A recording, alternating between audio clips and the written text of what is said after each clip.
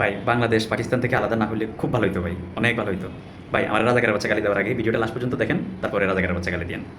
এখন কেন একসাথে থাকলে ভালো হতো, আর তারও আগে যদি বাংলাদেশ এবং পাকিস্তান ব্রিটিশ ভারত থেকে বাইর না হইতো তাহলে আরও ভালো হইতো। তাহলে আমরা কত বড় বিশাল বড় জনসংখ্যার একটা দেশের অংশীদার হতে পারতাম। যেমন গণচীন, বড় চীন, বৃহৎ চীন একটা বড় দেশ, আর আমাদের বাংলাদেশটা ছোট্ট একটা দেশ। অথচ বাংলাদেশের জন্ম হয়েছে কিন্তু ভারত থেকে, মানে পূর্ব পাকিস্তান এবং পশ্চিম পাকিস্তানের জন্ম। আমি বিষয়গুলো একদম ম্যাপে আপনাদেরকে ক্লিয়ার করে দেখাই, তাহলে আপনারা ক্লিয়ার হতে পারবেন, আমি কনসেপ্টটা বুঝতে পারবো। হচ্ছে ধরেন ব্রিটিশ ভারতের মানচিত্র। ব্রিটিশ ভারতটা কিন্তু মোটামুটি আপনার শ্রীলঙ্কা থেকে শুরু করে, এই যে আমি দেখাচ্ছি দেখেন, এদিকে শ্রীলঙ্কা থেকে শুরু করে মোটামুটি আপনার এটা পুরোটা কিন্তু সাউথ ইন্ডিয়া। এদিক দিয়ে এই যে আমাদের বাংলাদেশ, ঠিক আছে, বঙ্গোপসাগর, এই জায়গায় বাংলাদেশ থেকে শুরু করে এই জায়গায় বার্মা বা মায়ানমার যেটা, এটা কিন্তু পুরাটা ভারতের অংশ ছিল। এদিক দিয়ে যে ভুটান, নেপাল থেকে শুরু করে এদিক দিয়ে একদম পাকিস্তান থেকে শুরু করে দেখেন আফগানিস্তানের বর্ডার থেকে ইরানের বর্ডার পর্যন্ত এই জায়গাটা পুরাটা কিন্তু এটা আমরা পুরাটা কিন্তু একটা দেশ ছিলাম। দেখছেন কত বড় একটা দেশ, কত বড় একটা দেশ দেখছেন।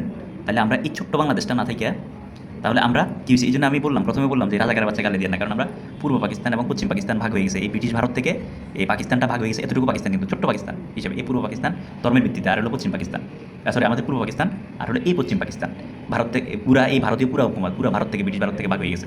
তাহলে আপনারা বলেন আমার কথা যুক্তি আছে কিনা, যে বাংলাদেশ পাকিস্তান থেকে আলাদা না হলে বেশি ভালো হইতো, আর সবচেয়ে আরও বেশি ভালো হইতো যদি পুরা ইন্ডিয়া থেকে যদি আলাদা না হইতো।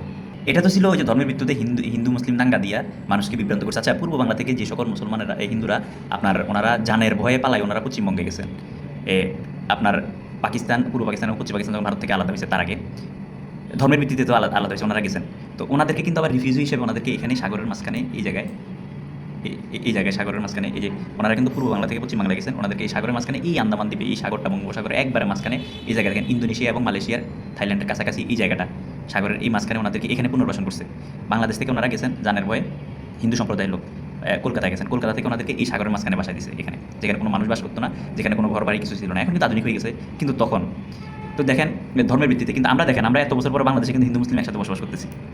এবং আরেকটা মজার বিষয় হচ্ছে ইন্ডিয়াতেও কিন্তু পুরো ইন্ডিয়াতে অ্যাকসেপ্ট দুইটা একটা অঙ্গরাজ্য ছাড়া বাকি কিন্তু সব রাজ্যে কিন্তু হিন্দু মুসলিম একসাথে বসবাস করতেছে।